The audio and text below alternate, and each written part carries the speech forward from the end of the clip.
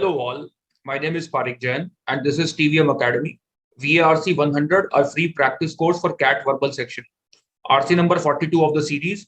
The PDFs of these RCs are available on our Telegram group. The same RCs are also uploaded in the test form on our portal. The links are available in the description box of this video. Let's begin RC number 42. In the first paragraph, author tells you that according to some thinkers, mathematics is the language of science. In the second paragraph, he says some linguists think that language has an essential relation with the physical objects it describes, whereas other linguists think that it does not. So basically, we call an apple because the physical object apple has something in it which compels us to call apple. Language is not just arbitrary or abstract. It has some essential relation with the physical object that it describes. Okay, that's the view of one set of thinkers, linguists. In the third paragraph, he says the view that language is an abstract representation of the physical world. That is, it does not have any essential relation with the physical objects that it describes. This view is becoming more popular. And it also implies that mathematics, the mathematical language of science also is an abstract representation of the physical world. And it is basically a collectively agreed upon theory, valid only until a better theory is available. That is what people think, or the scientific community, the linguist community, the thinking community thinks. Okay. And in the end, author says, if that be so, if language is actually only an abstract representation of reality of the physical world, then just as the linguists ask themselves a question, scientists must also ask themselves a question. If language is only abstract representation of reality, then what is this language, science, math, etc., actually capable of? What is it actually capable of telling us about the physical world? Is it actually capable of telling us anything at all? Is a question that scientists must ask themselves. Now, please note, author is not saying that language is abstract and it does not really tell us anything about the physical world in reality. It is only a conventional or abstract representation of reality. Author is not saying this. Author is saying if that be so, scientists must answer this question. They must address this question. Is language capable at all? Is the mathematical language of science capable at all of representing the physical world around us, if it is only abstract in nature? Okay, let's see. Question number 1, the main idea of the passage, the main point. Option A, although scientists must rely on both language and mathematics, there's one problem here. Although scientists must rely on both language and mathematics. According to the passage, scientists only rely on mathematics to represent the physical world. Okay. Each is an imperfect tool. Also, second part of this answer choice is also problematic. Author never says that language and mathematics are imperfect tools. He says if they are so, if they are only abstract in nature, then scientists must address an important question. He is not saying they are so. Okay. So it's a conditional statement. In the last paragraph, it's a conditional statement. If. So author is not really asserting that they are imperfect. Language and mathematics are imperfect. So this is also not the author's perspective, not the author's point of view. Goes out. Option B, the acquisition of scientific knowledge depends on an agreement among scientists to accept some mathematical statements as more precise than others, while acknowledging that all mathematics is inexact. Now, the last part is problematic. There are two problems with this answer choice. First, the last part is exaggerated. All mathematics is inexact. Nothing of this nature is admitted by the scientific community. Okay. In fact, author says that linguists accept that too. Only one set of linguists, they think that language is not perfect or language is not exact. Only linguists do.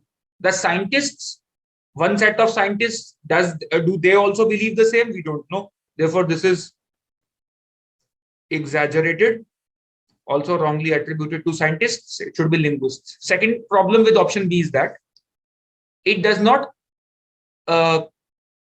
capture the essence of the last paragraph, which was actually the conclusion. So basically, in conclusion, in sum, the author says that the scientist must address an important question. If language is abstract in nature, therefore mathematical language of science is also abstract in nature, then what is it capable of doing at all? What is it capable of telling us about the physical world that we're living in? So that question must be addressed by the scientist, is what author says. That essence is missing here. B only says that the scientific knowledge depends upon an agreement among scientists. No, there's a need to address an important question. That idea is missing from option B, therefore it goes out. Option C, if science is truly to progress, scientists must temporarily abandon the pursuit of new knowledge. What? Where does the author say that temporarily abandon the search of new knowledge? Don't search new knowledge, just try to define whatever you already know, just try to refine it. Oh, so this is alien, entirely goes out. In order to better understand the acquisition of scientific knowledge, scientists must investigate mathematical statements relationship, okay, to the world, just as the linguists study language's relationship to the world. Exactly what the author says in the last paragraph. They must address an important question, which means they must investigate whether the mathematical statements of science are actually connected to the real world. Do they actually represent any reality of the physical world? So that is a question that they must address. Option D captures this essence. Correct answer D. Which of the following statements, if true, okay, so it's a CR question, critical reasoning question, lends the most support to the view that language has an essential correspondence to the things that it describes, which means it is not abstract in nature. An apple is called an apple because there is something in apple which compels us to call it apple. Okay, so the physical object apple, has something in it which makes us call it apple. So the word apple is somehow related to the physical object apple, and it is not just arbitrarily, randomly fixed word. It's not just a random word that we fixed for this physical object. There is something related to the physical object also. That's what the view is. So language has an essential relationship, correspondence to the things it describes. We have to support this view. Okay, let's see. Option A. The categories of physical objects employed by one language correspond remarkably to the categories employed by another language that developed independently of the first one. Nice. Understand? So there are two languages. If in one language this physical object is called apple, in another language it is called apple, something like that. And these two languages have evolved independently. They have developed independently, which will support the view that there is something in the physical object. There must be something in the physical object which makes the people of two communities, two languages, call it something similar. So there is some connection between the language and the physical object that it describes. There is some correspondence between the two. Otherwise, two languages which have evolved independently, should not call this physical object similar names. They should not give it similar names. Option A should be our answer. Option B, the categories of physical objects employed by one language correspond remarkably to the categories employed by another language that derives from the first. So there's one language, Sanskrit, another Hindi, which is derived from Sanskrit. These two use the similar words or similar categories of physical objects. Then we can't say that, okay, language has something to do with the physical object, physical world, because these two languages are connected. So it is possible that they use similar words because they are connected and not because language is essentially connected to the physical world. Okay. Option C, native speakers of many languages believe that the categories of physical objects implied by their language correspond to the natural categories of objects in the world. So basically, native speakers of many languages believe that there is a connection between language and the natural world, the natural objects that the language describes. But please understand that they believe that there's a connection does not mean there is a connection. If 1,000 people, 10,000 people, even 1 CR, 1 crore people believe that there is a connection between X and Y, it does not support the view that there is a connection between X and Y. People's perception, people's belief does not make a statement true. Therefore, option C is a common fallacy in critical reasoning, which is called ad populum. Ad populum means, justifying something on the basis of popular perception, which is a fallacy in reasoning. You don't justify something on people's perception. They believe something to be true, therefore it must be true. That doesn't work. It doesn't work like that. Okay. So option C is out. The sentence structures of languages in scientifically sophisticated societies vary little, which means they're similar. The sentence structures in sophisticated societies are similar. Does it support the view that language is connected to the physical world? It has some essential relation to the world? Not really, because they're sophisticated societies for one, which means they might have evolved. And the similarity that we see today between different languages of different sophisticated societies could be because of globalization, evolution, some other factor, could be because of that. Not necessarily because the languages are essentially connected to the physical world. They describe they have some basic correspondence to the physical world. Okay. So also it talks about sentence structure, the structure of sentence, not the language per se. It's a syntax basically, which is similar. It's not even the language which is similar. So there are two problems with option D goes out. According to the passage, mathematics can be considered a language because. Okay, mathematics is a language because. It's a direct question and direct answers given in the first paragraph. Some thinkers hold that mathematics is a kind of language, a systematic contrivance of science. So they consider mathematics language because it is a systematic contrivance of science, which means option D should be the direct answer, because it constitutes a systematic collection of science. That's why it is considered it can be considered a language, because that's a definition of language in the first place as given in the passage. Okay. Option D was tempting for some, maybe. It is considered, mathematics is considered language because it confers explanatory power on the scientific theories. Well, understand that it confers explanatory power on scientific theories will not make it language. It is a language that confers explanatory power on scientific, because it's a language. So the relationship is converse. It confers explanatory power on scientific theories because it is a language. Because it is a language.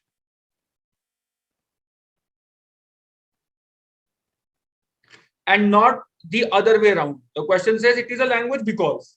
So tempting choice for some of you maybe, but the converse is true. So option D also goes out. Others are clearly not the answers. Because mathematics conveys meaning in the same way that metaphors do. That's not the reason why it is considered language. This part was discussed somewhere else and in some other context, not in this context, so goes out also. Okay, based on the passage, linguists who subscribe to the theory described in paragraph 3 would hold that the statement "the ball is red" is true because. Okay, let's see. Linguists described in paragraph 3, they say they believe that in pursuit of knowledge, a statement is true only when there are no promising alternatives. Okay. Okay. Certainly, this characterization would seem to be applicable to the sciences. In science, a mathematical statement may be taken to account for every aspect of a phenomena it is applied to, but some would argue there is nothing inherent in mathematical language that guarantees such a correspondence. Under this view, acceptance of a mathematical statement by the scientific community, by virtue of the statement's predictive power, transforms what is basically an analogy or metaphor into an explanation of the physical process, to be held as true until another more compelling analogy takes its place. Okay. So basically, a statement is true just because of conventions. People accept it to be true, therefore it becomes true. There's no inherent truth in the statement, in a statement as such. Also, it was written that according to linguists who support this theory, the way language is used varies depending upon changes in accepted practices and theories. So basically, Today, scientists believe in one theory because it is accepted and no better alternative is available. That's the idea. Okay. Therefore, the ball is red should be considered true. Why? Let's see. Because option A, because speakers of English have accepted that the ball is red applies to the particular physical relationship being described. Correct answer. Because it's accepted by the speakers. It is accepted practice. The accepted practice. Just because a theory is true, because it becomes an accepted practice. That is why it becomes true. So option A should be the correct answer. Speakers of English do not accept that synonyms for ball and red express these concepts as elegantly. If they don't accept, then it goes against the discussion, the gist of this discussion here. The ball is red corresponds essentially to every aspect of this particular physical. Again, the opposite. These linguists believe that there is no essential relationship. It is just an accepted practice. Apple is called an apple because it is an accepted practice. Everybody agreed that, okay, let's call it apple, and it became apple. It is called apple. That's all. There's no essential relationship between the physical object apple and the word apple. There's no connection between it. So that's what option C, therefore, is opposite. Option D, ball and red are mathematical concepts that attempt to accurately describe some particular, again, opposite. They do not accurately describe, they only conventionally describe. They are basically part of accepted practice. That's it. So they don't accurately describe any physical phenomena, physical world, physical relationship either. So that's again opposite to what these linguists believe. Okay, nice question.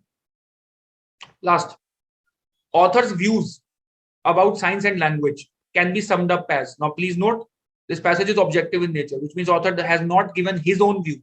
He's only talked about linguists, one set of scientists, another set of scientists. He's talked about people who believe something, thinkers, etc. He says thinkers believe this, some linguists say this, other linguists say this, some scientists say this. Author, till the end, he has not given his point of view. So it is a difficult question. Does the author think that there is incoherence between how science and language describe the physical world? In fact, there's a coherence. Science is also science employs mathematics as a language. So there's not a difference. There's no incoherence. There's a coherence. There's a similarity between the two concepts, science and language. Okay, so this is opposite. Option B, both of them are abstract representations of the physical world. Tempting choice. Both of them are abstract representations.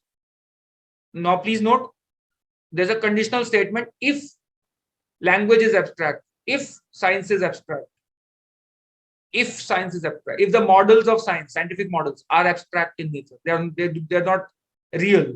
They're not, they do not describe a physical relationship. Really, it is just an abstract representation. If so, option B, author has not really said that both of them are abstract representations. Both of them might be abstract representations of the physical world. But let's keep it for the while. Let's see if we have a better option. Option C, neither of them is capable of providing any useful representation of the physical. Again. It was a conditional statement, number one. Number two, if we have to choose between B and C, both of them convey the same idea. Both of them are abstract representations. Neither is capable of useful representation of the physical world. Now, please understand, there are two problems in C, however. Neither is capable of providing any useful representation. The representation could be useful, but it could not be real. It could only be abstract. The opposite of abstract is real. There's no real relationship. There's no actual correspondence. There's no actual representation. But useful representation, yes, it might make things easier for us to. Calling an apple makes things easy for us, everybody. So useful, there is some use. There's utility, convenience is there. But is it an actual representation? That's the question. There was option C is factually incorrect and also exaggerated. It has no use at all. Science and language have no use at all. Nothing of this nature has been argued. Both can essentially be reduced to mathematical functions of little value. Again, they are useless. Option D also implies that they are useless. They have little value. And they also language cannot be reduced to mathematical function. Science can be reduced to mathematical function only. So this is also generalization, actually incorrect also. You can't say this for both of them. Option D is definitely wrong. Option C is definitely wrong. Option A is definitely opposite to what we need. Well, we are left with option B, which is not right, but it is least incorrect at least, because author is most likely to view language as abstract because that's the nature of the questions asked in class. I am again saying both of them might be. Had the author said might be abstract representation, perfect answer choice. That's why he poses it as a conditional statement. If scientists think that it is abstract, then they must answer this question. So it is not the author who thinks, therefore, that they are abstract. But given the other answer choices, B is the best available option. Hope you enjoyed this exercise. Beautiful passage. It also teaches you a lot. It also, opens your, horizons of thinking. So keep learning, keep improving, and do not forget to like this video. We are making a lot of effort for you. Please like the video. All right. Bye-bye. Cheers to learning. Until next time.